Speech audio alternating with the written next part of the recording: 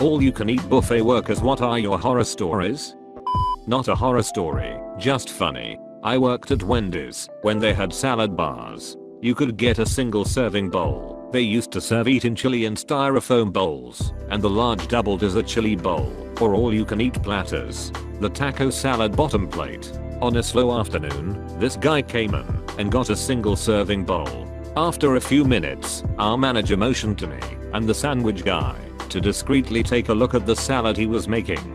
The guy had filled the bowl with salad, then made a ring of overlapping cucumber slices to extend the lip of the bowl upwards. He filled that with salad, then added another ring. It took several minutes to build this thing, but by the time he'd finished, he had a tower of salad well over a foot tall. WTH, multiple rings of cucumber slices containing it. That salad was an engineering marvel. He carefully carried it back to his table, sat down, then looked up guiltily as our manager walked out to him.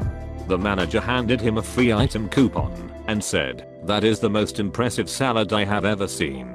Your next one is on me." Picked up some fish and chips recently. Saw they had all you can eat on Wednesdays. So I asked what is the most that someone. 18 pieces of fish and 3 plates. She held up this huge platter of fries every single Wednesday. So he eats that exact order every week? Yes, and he goes to a different all you can eat every day of the week. He got banned from the Chinese place down the road. That's kind of sad. Obviously an eating addiction. I agree, though I wonder if anything comes from that part of the brain that feels like they're winning by feeling like they're getting their $ worth at it. I don't necessarily mean winning like games. A lot of people are taking it as a gambling comparison. Some people just really don't want to spend money on anything, so they can feel like they get the most stuff out of their money. It's not always just about food. I sorta took it there by accident by mentioning taste. Kinda like people I know who never want to splurge for some good quality shit that tastes a lot better. They feel compelled to always only buy the cheapest thing. College friend worked at a Chinese buffet. He said they caught a regular dipping his pizza in the wonton soup bowl, like in the queue, and not at his table, and eating it. Bite, dip, bite, dip, bite, dip. After the 4th time in a month he did it, management finally kicked him out. Like he brought pizza into the buffet, or this was a Chinese place that also does pizza? Every Chinese buffet has one terrible pepperoni pizza for the picky eater kids, with exactly 1 piece of pepperoni on each slice, in accordance with international Chinese buffet law. There was one buffet serving pizza with 2 to 3 pepperonis on each slice. It wasn't long before they got raided by the feds. Not an employee, but once I saw someone using their shirt as a bag and filled it with BBQ chicken wings. You promised me you won't tell anyone. Hey, it depends if you shared any of the wings.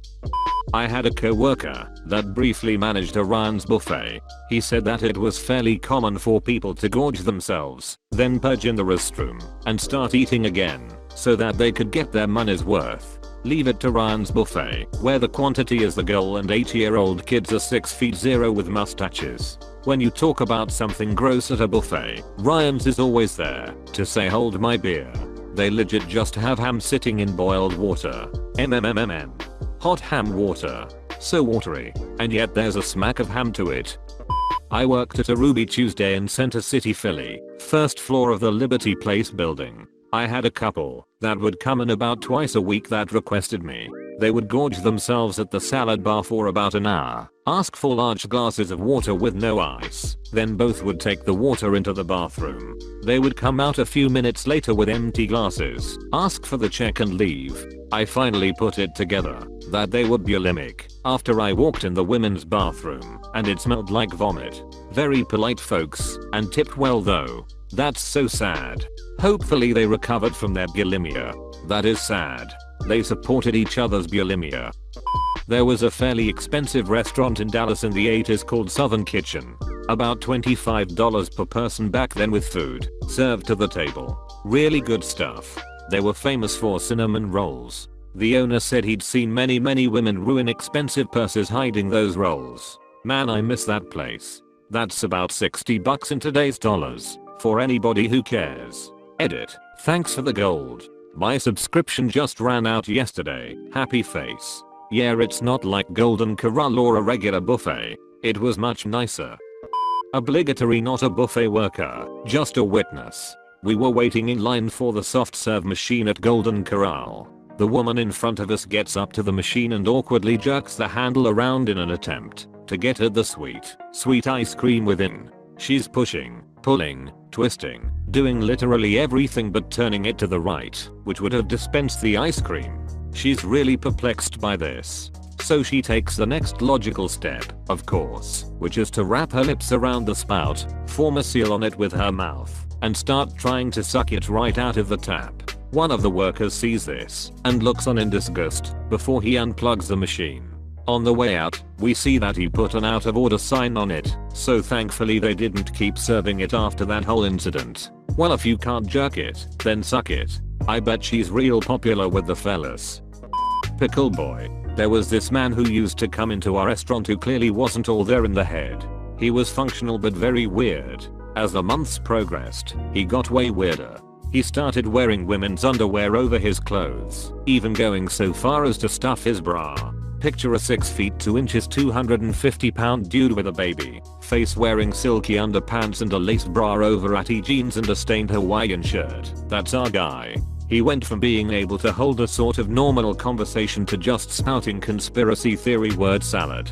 But the weirdest thing was his change of eating habits. He used to eat a variety of our soup/salad/baked potato options from our buffet, but as his mental health deteriorated, so did his desire for variety, I guess.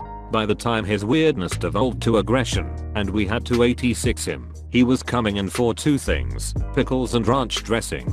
He'd pile as many pickle slices as he could onto his plate, then put so much ranch on them the dressing and pickle juice would be running all over the tray. He'd eat it all, and his face would be covered in ranch and pickle bits. Then he'd drink water straight from the pitcher he inevitably stole from the wait station, slimming it with pickle ranch slobber. Never a dull moment with that dude around.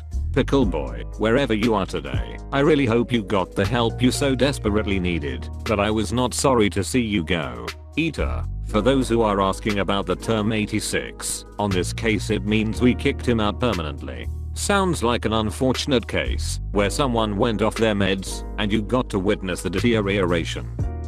I worked at a pizza buffet for 2 years during college. I have a number of stories, but the one that I will always remember is the guy who got super upset that we wouldn't make more dessert pizza when we were half an hour past closing time. This guy comes in with his presumed wife and 2 children around 8:30. We close at 9. Nothing out of the ordinary happens until 9 rolls around, where it was still commonplace for people to be finishing up and eating what pizza was still left. I was doing the dishes and taking the empty dishes back from the buffet and I see this guy, arms crossed and staring at me as I take the empty dessert pizza dish. He says something to the effect of when's the next one coming out. I never got any. I let him know that we close at 9 and we can't really make anything past then because the oven gets shut off. Luckily the manager overheard this and stepped in to back me up, and I quickly scamper off to the back to continue the dishes. He seemed pissed, but it wasn't unheard of, as being a cheap pizza buffet, you don't exactly bring in the most affluent of folks. About 5 minutes later, as I'm finishing up the plates, the same manager comes barreling through the back door, out of breath. He grabs 2 of the long wooden pizza pushers and says, "Come with me." I have no idea what's going on, but I grab the pusher and follow him out the door. I learned later on that he started flipping out, throwing the register and a fish bowl. He grabbed a broom and swung that around, hitting the girl behind the counter. This bit we caught on camera as I exit from the back. This guy is screaming and ranting unintelligibly. He was just asking for a fight. He walked up to the manager, got all up in his face and kinda choke pushed him back. He came at me next, and I was really close to taking a swing at his knees or something, but the other manager had quickly gotten back up, and he resumed harassing him. After about 2 minutes of tiptoeing around a brawl, and his wife presumably screaming for him to get back in the car, he eventually gets in, and they drive off. I won't forget the glossed over look in his eyes as he came after me. Freaks me out to this day. God bless you and your household for providing video evidence.